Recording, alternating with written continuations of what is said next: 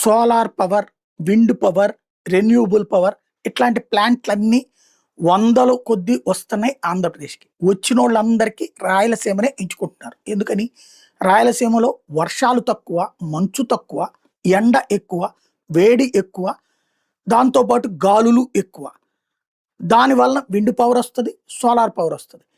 Recycling అంటే ఇప్పుడు అక్కడ కృష్ణా నదికి అనుబంధంగా ఉన్నటువంటి ప్రాజెక్టులు ఏవైతే ఉన్నాయో, ఆ నీళ్ళని మన దగ్గరికి తెస్తే కాలువ ద్వారా, ఈ నీళ్ళని మళ్ళీ తిప్పిపోస్తా, మళ్ళీ తిప్పిపోస్తా, మళ్ళీ తిప్పిపోస్తా.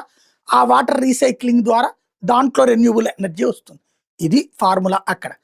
అయితే ఇక్కడ సమస్యల్లా ఏంటంటే, వేల ఎకరాల భూములు ఇప్పుడు వాళ్ళు తీసుకుంటారు. 4,00,000, 5,00,000 రాయలసీమలో కాస్త రేట్లు తక్కువుంటాయి. ఆ ప్రాంతాల్లో కొంటారు, తీసుకుంటారు, ప్రభుత్వం ఇప్పిస్తుంది. వాళ్ళకి ఎకరాకి 20,000, 30,000 ఏడాదికి ఆ సదరు కంపెనీలు ఇస్తాయి.